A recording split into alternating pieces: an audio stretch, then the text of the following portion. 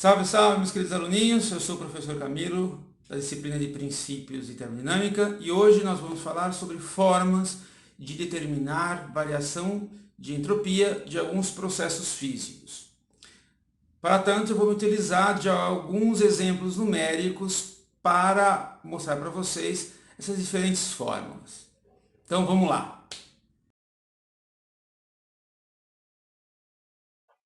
Vamos começar nossos estudos pelas formas de determinação da variação de entropia, relembrando a definição termodinâmica de entropia.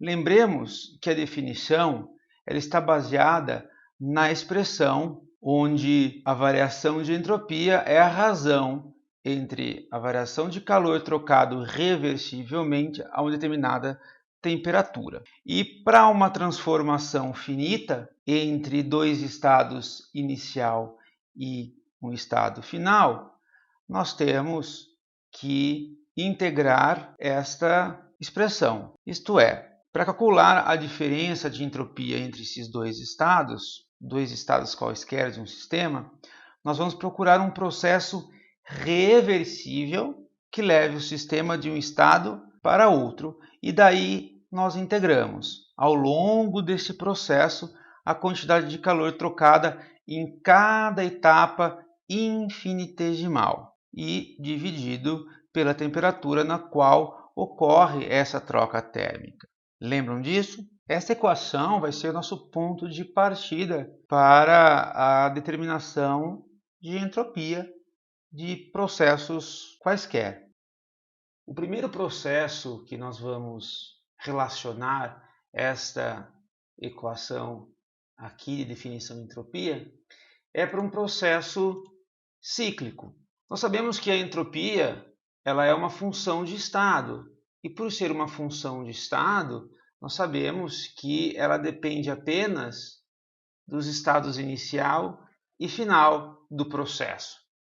Sendo, então, neste caso, um processo cíclico, onde o estado inicial ele é igual ao seu estado final, nós temos, então, uma variação de entropia nula para este processo cíclico. Vou relembrar que a entropia é uma função de estado. Um outro processo que eu quero falar com vocês é um processo reversível adiabático. Na dedução da desigualdade de Clausius, nós falamos bastante sobre processos reversíveis e irreversível adiabático, e nós vimos que durante um processo reversível adiabático não há troca de calor entre o sistema e as vizinhanças, de maneira que a variação de calor era nula, o que nos resulta numa variação de entropia também nula para um processo reversível adiabático. Um outro processo que nós vimos também, para relembrarmos, é um processo reversível isotérmico, ou seja, é aquele na qual não há variação de temperatura. Então, nós temos pela equação definição de entropia, dS é dQ sobre T. Nós podemos, então, extrair a temperatura da integral, já que ela não varia, ela é constante, e nos resulta na equação que a variação de entropia para um processo reversível isotérmico, no caso finito, ao calor trocado reversivelmente a uma determinada temperatura. Vamos pegar então essa equação para um processo reversível isotérmico e vamos aplicar a um exemplo. Eu escolhi este exemplo para vocês.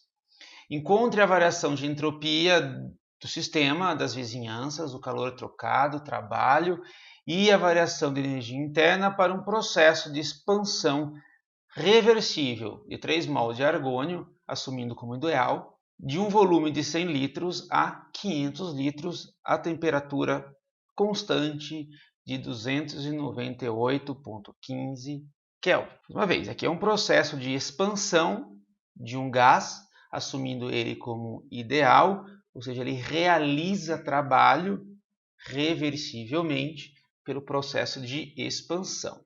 Nós partimos daquilo que já sabemos. um processo a temperatura constante, não há variação de temperatura e, consequentemente, nós podemos calcular a variação de entropia pelo calor trocado reversivelmente a uma determinada temperatura. Temperatura essa 298,15 Kelvin.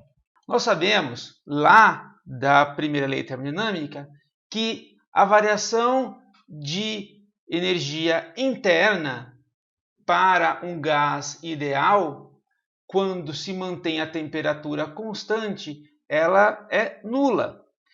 De maneira que eu possa expressar a energia interna da primeira lei termodinâmica como Q mais W igual a zero. Rearranjando a nossa equaçãozinha aqui, nós temos que o calor reversível é igual ao trabalho reversível, o trabalho máximo realizado durante esse processo de expansão. Lá da primeira lei nós trabalhamos bastante isso, nós sabemos que trabalho ele se determina por PdV, né, a variação de volume.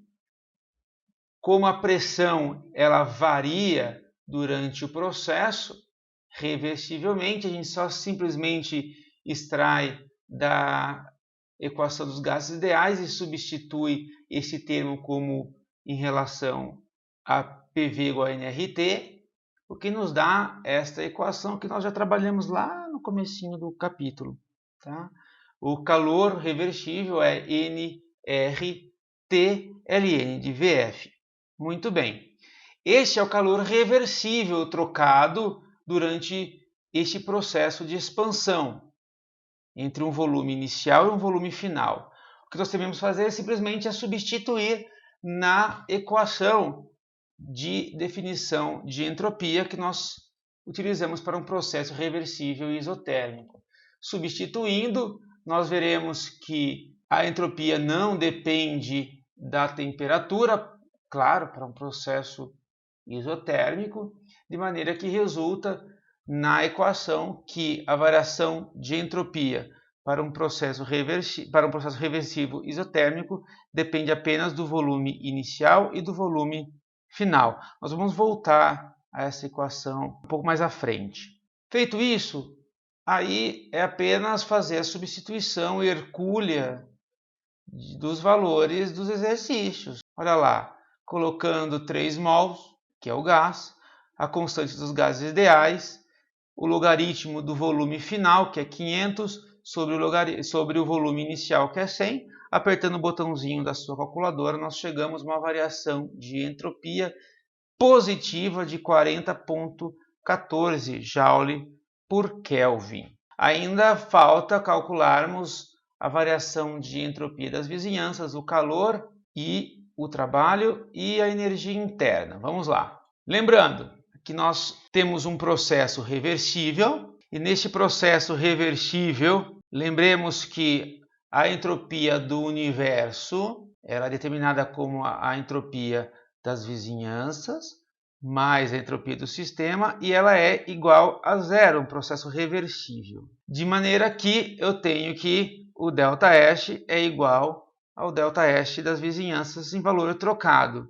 Nós tínhamos o valor calculado anteriormente para o sistema, substituindo nessa equaçãozinha aqui que nós determinamos, nós temos que a variação de entropia das vizinhanças é igual ao valor da entropia do meu sistema em valor contrário, por ser um processo reversível. E nós temos que um gás ideal, não há variação de energia interna para um processo isotérmico, de maneira que nós temos que todo calor reversível é trocado na forma de trabalho para as minhas vizinhanças, de maneira que substituindo os valores, como nós tínhamos antes, número de mols, RT, temperatura, e Ln do volume, baseado nessa equação aqui, nós chegamos ao valor final de 11.970 joules.